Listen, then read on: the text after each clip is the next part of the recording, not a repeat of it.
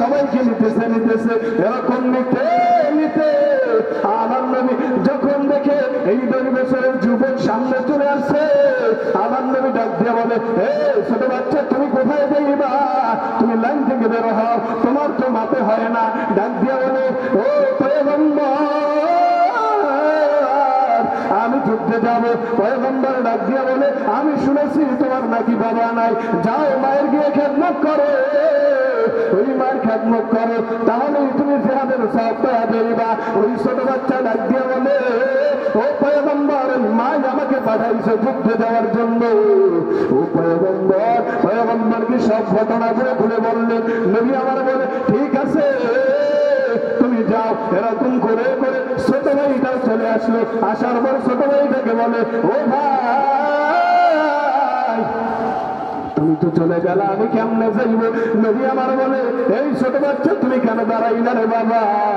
তুমি বের হও। বলে, না নবী, ওই যে তাকায় দেখেন সামনে আমার এই পর্যায়ে মূল্যবান নসিহত পেশ করবেন হাফেজ মাওলানা আব্দুল হামিদ, হাফেজ মাওলানা আব্দুল হামিদ সাহেব, সাবেক ছাত্র সাদমারি ইসাকিয়া মোহাম্মদিয়া হাফিজিয়া মাদ্রাসা।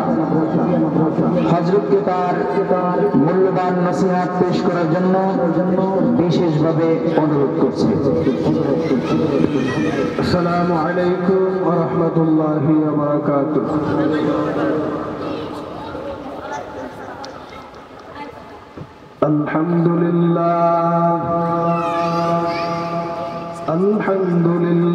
الذي جعل الشمس والقمر بحسبان والنجم والشجر يسجدان كما فضل مكانا على مكان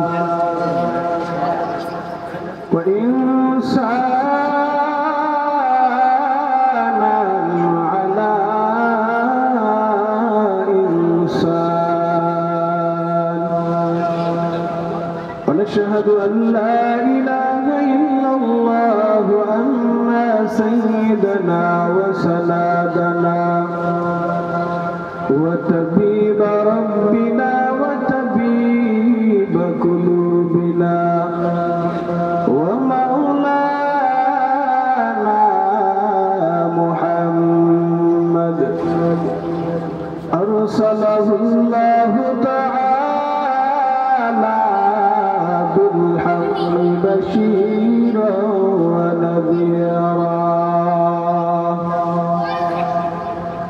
وداعيا إلى الله بإذنه وسراجا وقمرا منيرا. أعوذ بالله من الشيطان الرجيم.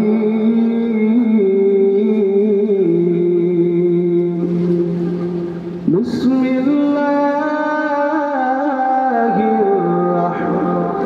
الرحمن الرحيم.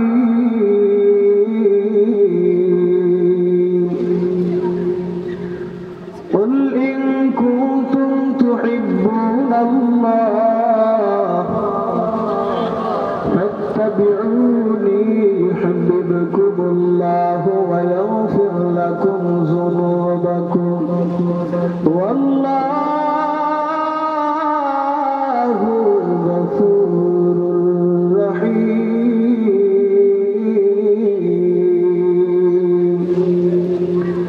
قال رسول الله صلى الله عليه وسلم من أحب سنتي فقد أحبني ومن أحبني كان معي في الجنة أو كما قال النبي عليه الصلاة والسلام. إن الله وملائكته يصلون على النبي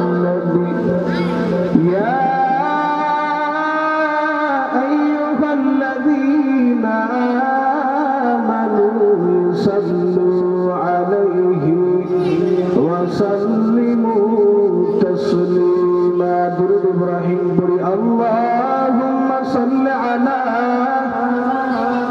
محمد وعلى آل محمد كما صليت على إبراهيم وعلى آل إبراهيم إنك حميد مجيد اللهم بارك على محمد وعلى آل محمد كما باركت على إبراهيم وعلى آل إبراهيم إنك حميد مجيد لا إله إلا الله لا إله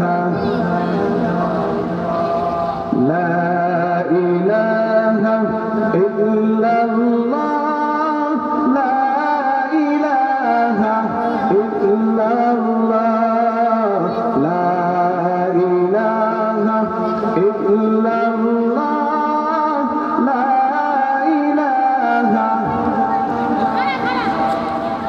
لا إله إلا الله محمد رسول الله صلى الله عليه وسلم আলহামদুলিল্লাহ ঐতিহ্যবাহী বরিশাল সাদমারি সাকিয়া মুহাম্মাদিয়া হাফিজিয়া মাদ্রাসার উদ্যোগে 3 দিন ব্যাপী ওয়াজ মাহফিল ও হালকা জিকিরের আয়োজন করা হয়েছে। এই মাহফিলটা যে সর্বপ্রথম এই 3 দিন ব্যাপী চরমনার তরিকায় করেছেন ইনি মরহুম আলহাজ হযরত মাওলানা হাফেজ আব্দুল বাতিন রহমতুল্লাহি আলাইহি। আল্লাহকে যেন মাফ করে তার কবরটাকে যেন জান্নাতের বাগান বানায় দেয়। সকলে জোরে সোরে বলে আমিন। এই মহা নিয়ামত আল্লাহ তাআলা যে আপনাকে আমাকে দিয়েছেন, এত বড় একটা দিনই মাহফিলে যে আপনাকে আমাকে আল্লাহ তাআলা উপস্থিত হওয়ার মতো তৌফিক দান করেছেন, এটাও অনেক বড় একটা নিয়ামত, তাই না? সবাই ইচ্ছা করলে এখানে বসতে পারে না, চেষ্টা করলে পারেন, আল্লাহ যদি কবুল না করে। সময় সংক্ষিপ্ত, কথাও বলতে হবে সংক্ষিপ্ত, তার ভিতরে কিছু কথা বলে যাব। চাই যত বক্তারাই কথা বলবে আপনারা আমলের নিয়তে শুনবেন। আশা করা যায় ইনশাআল্লাহ প্রতিজন বক্তার মাধ্যমে আপনাদের কোনো ফায়দা হবে ইনশাআল্লাহ। আমরা পারবো তো?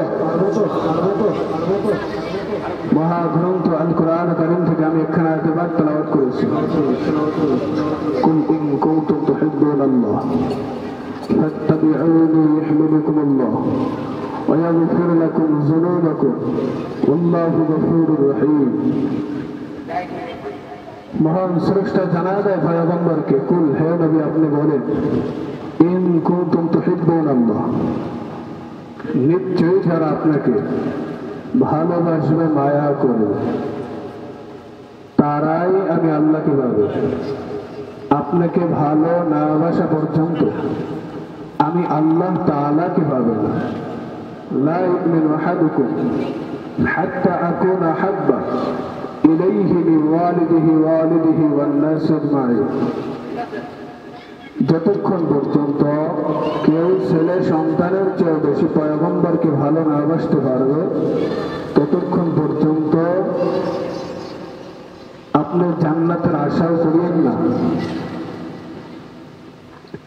তবে এই যে মাহফিলটা দিয়েছে, কেন? আল্লাহ এবং রাসূলকে চেনার জন্যই তো দেওয়া হয়েছে, কথা বলেন। তাই জন্য দেওয়া হয়েছে না, এমনি এমনি দেওয়া হয়েছে। এদেরকে চিনতে হবে, বুঝতে হবে না কারা। নবী, যেই নবীর মাধ্যমেই কিন্তু আজকে আপনি আমি ঘরে বসে বসে আজানের ধ্বনিটা শুনতে পাই। যেই নবীর মেহনতের কারণে, যেই নবীর ভালোবাসার কারণে, যেই নবী আল্লাহ তাআলার কাছে দোয়া করার কারণে আজকে আপনি আমি ঘরে বসে বসে বসে বসে আজানের ধ্বনিটা শুনতে পাই। যেই নবীর দামদান মুবারক শহীদ করার কারণে। এই নবীকে ভালোবাসা লাগবে না? হযরত ওমর পয়গম্বরকে জানায়, নবী আমি আপনাকে ভালোবাসি, তবে আপনি যে বলেছেন আমার মা, আমার বাবা, আমার ভাই, আমার বোন, এদের থেকে আপনাকে আমি বেশি ভালোবাসতে পারি নাই। নবী আমার জানাইয়া দেয়, রে ওমর তুমি সচ্চা মুমিন হতে পারো না, তুমি সচ্চা মুমিন হতে পারো না। ও নবী আপনাকে কিভাবে ভালোবাসলে সচ্চা মুমিন হতে পারবে? নবী আমার জানা নিজের জান এবং মাল এবং মা এবং ভাই এবং বোন, এদের চেয়ে যদি তুমি বেশি ভালোবাসতে পারো, তখন তুমি আমি নবীকে তো যখন এত পরিমাণে ভালোবাসতে পারবে, তখন তুমি আমার মাওলার দিদার হইবে। ও মুসলমান ইমানদার আল্লাহর গোলাম, ওই নবীকে সাহাবায়ে কেরাম কিভাবে ভালোবাসতো? ওই নবীর ভালোবাসা ছাড়া জান্নাতে ঢোকা সম্ভব নয়। দুনিয়াতে তাকাইয়া দেখো না, যেই মানুষগুলো আমার পয়গম্বরকে ভালোবাসছে,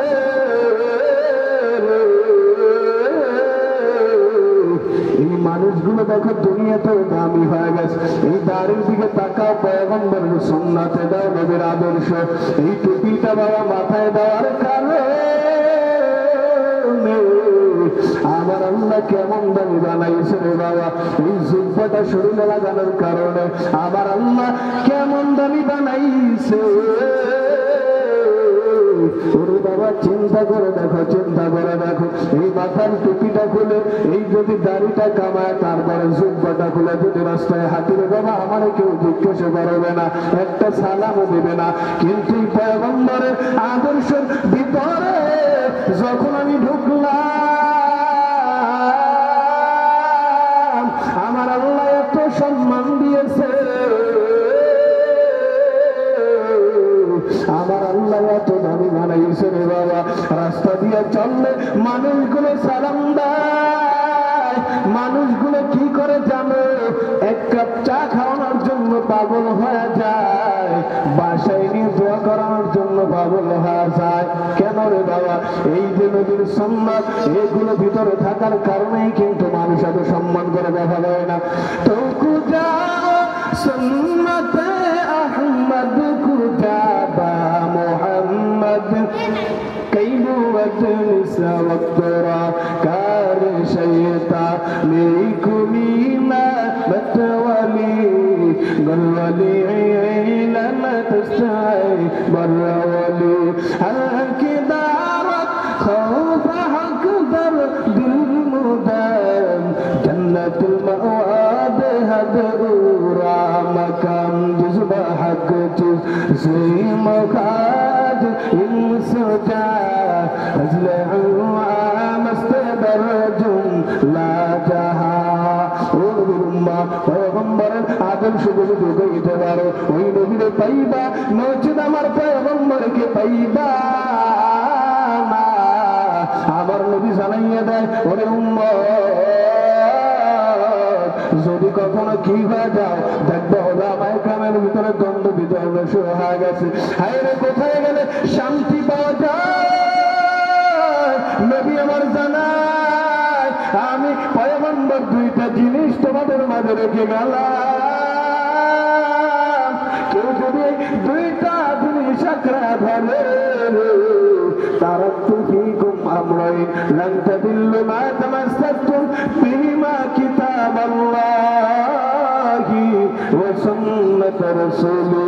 এক নম্বর হলো আমি পয়গম্বরের সুন্নাত, দুই নম্বর হলো আমার আল্লাহর কিতাব কোরআন। এই দুইটা জিনিস কোন মানুষ যদি দেখে মানুষ পথভ্রষ্ট হয়ে যাইতেছে, আমি পথভ্রষ্ট হয়ে যাইতেছি, কোথায় গেলে শান্তি পাওয়া যায়, তখনই আপনি এই দুইটা জিনিসের দিকে তাকাবেন, আপনি সমাধান পাওয়া যাবেন।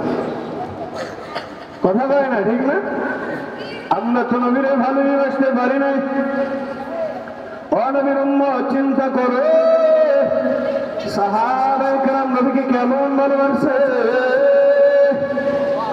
মায়ার নবী রাহমাতুল লিল আলামিন মদিনায় যখন হিজরত করে যায়, যাওয়ার পর হায়রে নবীকে ছোট ছোট বাচ্চারা চিনছে, কিন্তু তুমি আর 70-80 বছর হয়ে গেছে, তারপরেও নবীকে চিনতে পারি নাই। কথা বলে না। নবী আমার মদিনায় যাওয়ার পর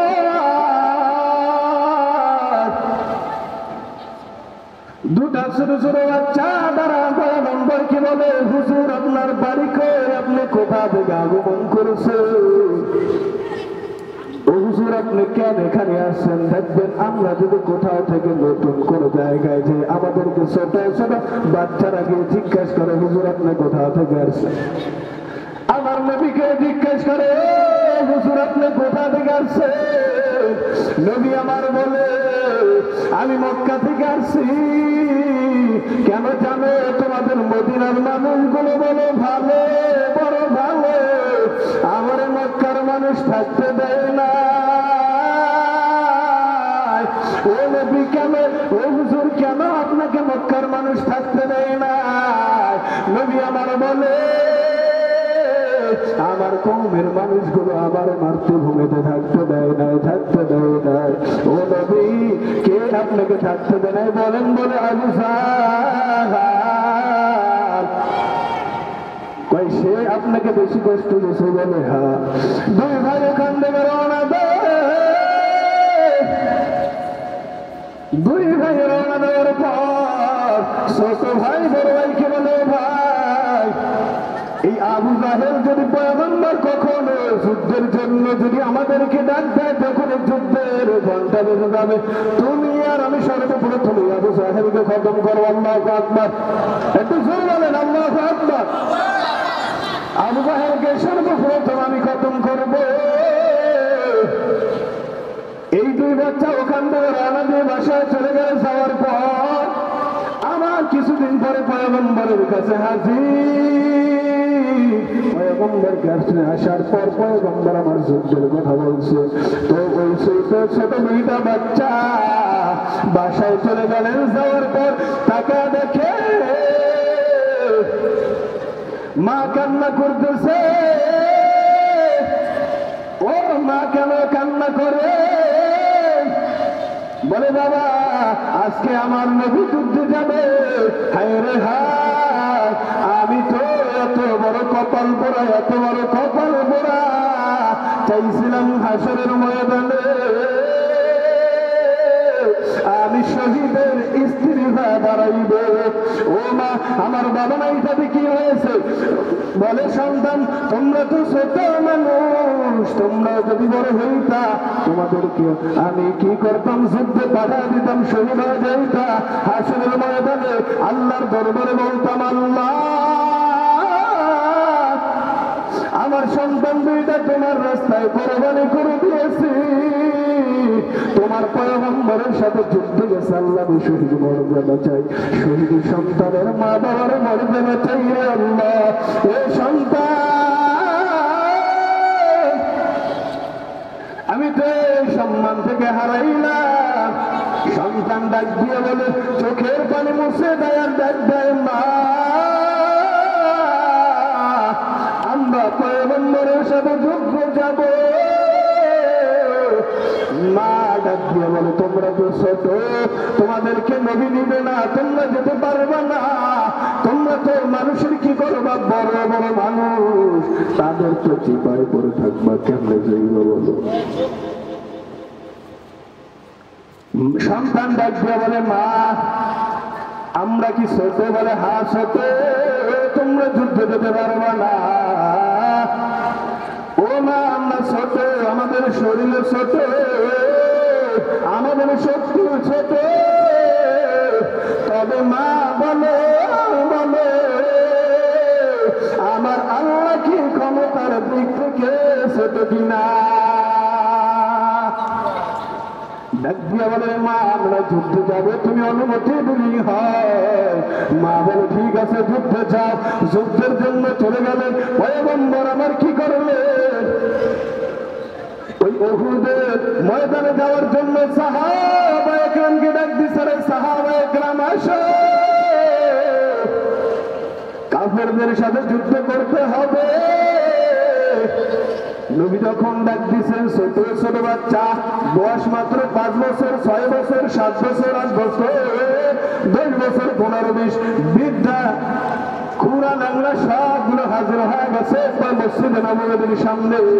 হয়ে যাওয়ার পর আমার নবী এখন চিন্তা করতেছে, এই যে ডাকটা আমি দিলাম, এই ডাক দেওয়ার পর তো সবাই হাজির হয়ে গেছে।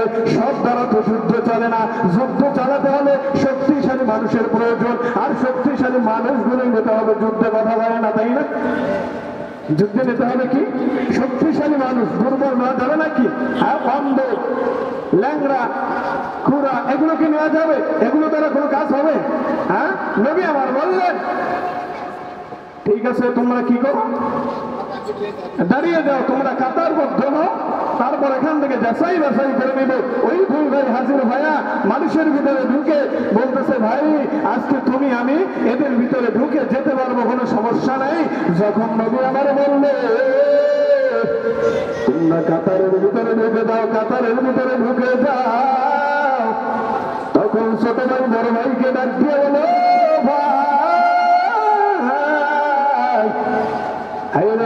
কপাল বুঝি পুরো গেছে, নবী আমার নিবে না, যুদ্ধে নিবে না। নবী আমার কি করবে? ওই ছোট 2 বাচ্চা কি করলেন? বড় ভাইকে সামনে দিয়ে দিলেন, বড় ভাই তুমি সামনে যাও, আমি পিছনে যাই, যদি তোমাকে নাই তারপর আমার ব্যবস্থা ওটাও করা যাবে।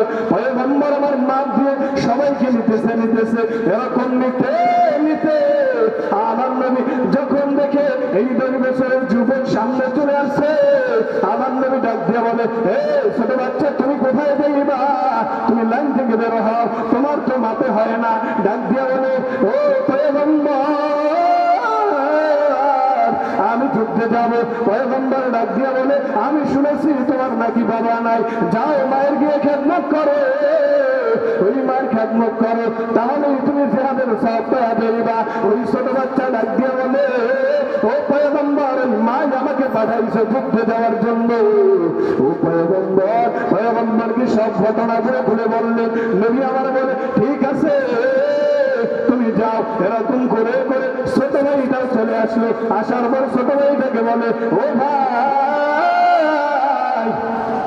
তুমি তো চলে গেলা, আমি কেমনে যাইব? নবী আমার বলে, এই ছোট বাচ্চা তুমি কেন দাঁড়াইলা রে বাবা, তুমি বের হও। বলে, না নবী, ওই যে তাকায় দেখেন সামনে আমার এক ভাই চলে গেছে, বড় ভাই, তাকায় দেখেন, বলে তাকে তো না যায়, একটু বড় এর জন্য নেওয়া যায়। বলে, ইনি তো, আমি তো ছোট নবী, ইনি তো আমার চেয়ে বড়। নবী বলে, ইনি তো তোমার চেয়ে একটু বড় দেখতে দেখা যায়। ও বাবা, তোমাকে নেওয়া যাবে না, বাসায় যাও। বলে নবী, না না, দেখতে তো মনে হয় ইনি আমার চেয়ে বড়, কিন্তু এই বড় ভাইয়ের সাথে হুজুর আমি আপনাকে একটা অনুরোধ করবো, অনুরোধটা রাখবেননি। বলে, কি বাবা বলো? বলে, হুজুর আমি কি করব? এই বড় ভাইয়ের সাথে কুস্তি করব, এই অনুমতিটা দেন, দেখবো কার ভিতরে শক্তি বেশি, তারপরে কি হবে, যুদ্ধে যাব। নবী আমার বলে, ঠিক আছে। বড় ভাইটাকে ডাক দিছে, 2 জনে কুস্তি করো। 2 জনে যখন কুস্তি লাগায় দিছে, কুস্তি লাগায় দেওয়ার পর ওই বড় ভাইটা কি করতেছে, ছোট ভাই ডাক দিয়ে বলে, বড় ভাইকে, ভাই জানি আমি তোমার লাগে যুদ্ধে পারবো না, মারামারিতেও পারবো না রে ভাই, তুমি কি করো? ভাই তুমি নিচে নিচে পড়ে যাও। এরকম করে দুই ভাই ওখান থেকে পরামর্শ করে কি করলেন, ছোট ভাই বড় ভাই তার বুকের উপরে উঠে এরকম দুজন যুদ্ধে গেল। পয়গম্বর বলে ঠিক আছে দুজন যুদ্ধে যাও। বাবা যেহেতু সময় সংক্ষিপ্ত, 2-1 মিনিটের ভিতরে শেষ করে দেই, একটু ভালো করে বুঝবেন। ওই ছোট দুইটা বাচ্চা যখন উহুদের যুদ্ধে চলে গেল, আব্দুর রহমান ইবনে আউফ ডাক দিয়ে একা একা দাঁড়াইয়া বলে, আরে ওই আবু জাহেলকে দেখা যায়, আমার মনে বড় আশা ওই আবু জাহেলকে আমি খতম করবো। এই চিন্তা যখন করলে আব্দুর রহমান ইবনে আউফ পাশে তাকায় তাকায় দেখতেছে এমন কেউ শক্তিশালী আছে কিনা যাকে নিয়ে আবু জাহেলের উপর আক্রমণ করতে হবে। ওই যে ছোট দুইটা বাচ্চা, এদেরকে চোখে পড়লো বলার পর তাকাই ওই ছোট দুই বাচ্চা ডাক দিয়ে বলে, ও চাচা, আবু জাহেলকে তুমি আবু জাহেল দিয়ে কি করবা? তুমি তো ছোট মানুষ। আবু জাহেল তো বিশাল, তার তো বডিগার্ডের অভাব নাই, তুমি ওখানে যাওয়া কেমন? তুমি আবু জাহেল দিয়ে কি করবা? বলে চাচা আপনি একটু দেখেন না আবু জাহেলকে। ইশারা দিছে হাত দিয়ে, বলে ওই যে দেখা যায়। তো ছোট দুইটা বাচ্চা বলে ভাই চলো। আল্লাহু আকবারের ধ্বনিটা দিয়ে যখন দৌড় দিছে, যেভাবে চিল কি করে মাসে কিভাবে ইশারা করে যে ওই যেটার প্রতি কি করে ইশারা করে ওটা ধরবে, ধরবেই তো ধরবে, যত ঘর থেকে দেখুক না কেন।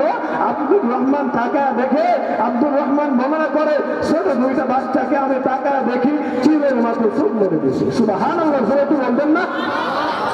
ওই ঘোড়ার কিনারায় যখন গেল, যাওয়ার পর বলতেছে যে ভাই আবু জাহেল তো ঘোড়ার উপরে, ওরে কিভাবে নামাবো? ছোট ভাই বলে ভাই আস্তে আস্তে বলতেছে, ওরে কি করো তাড়াতাড়ি তরবারি দিয়া কি করো তাড়াতাড়ি খুব জোরে ফালাইয়ে দাও। ফালাইয়া দিল। তারপরে কি করছে, দুইজনে তো তরবারি দিয়ে কতক্ষণ চাইছে। তারপরে কি করলেন, আব্দুল্লাহ ইবনে মাসউদ রাদিয়াল্লাহু তাআলা আনহু তাকে জবাই করে দিয়েছে। আর বিস্তারিত ইতিহাস কিন্তু ছোট দুইটা বাচ্চা দেখেন এত পরিমাণে কষ্ট করেছে, কি পরিমাণ যে নবীর ভালোবাসা অন্তরে থাকার কারণে আল্লাহ তাআলাকে দেখেন এরা জান্নাত দুনিয়াতে বসে নিয়ে গেছে। তাই আপনি আমিও যদি পয়গম্বরের যদি ভালোবাসাটা অন্তরে ঢুকাই দিতে পারি, রে বাবা এই গাড়িটা যদি রাখতে পারেন, তুমি যদি মাথায় দিতে পারেন, পয়গম্বরকে পাওয়ার একটাই মাধ্যম, পয়গম্বরের আদর্শ অনুযায়ী চলতে হবে। আর আদর্শ অনুযায়ী চললেই আপনি আল্লাহ তাআলার দিদার দুনিয়াতে বসে পেয়ে যাবে।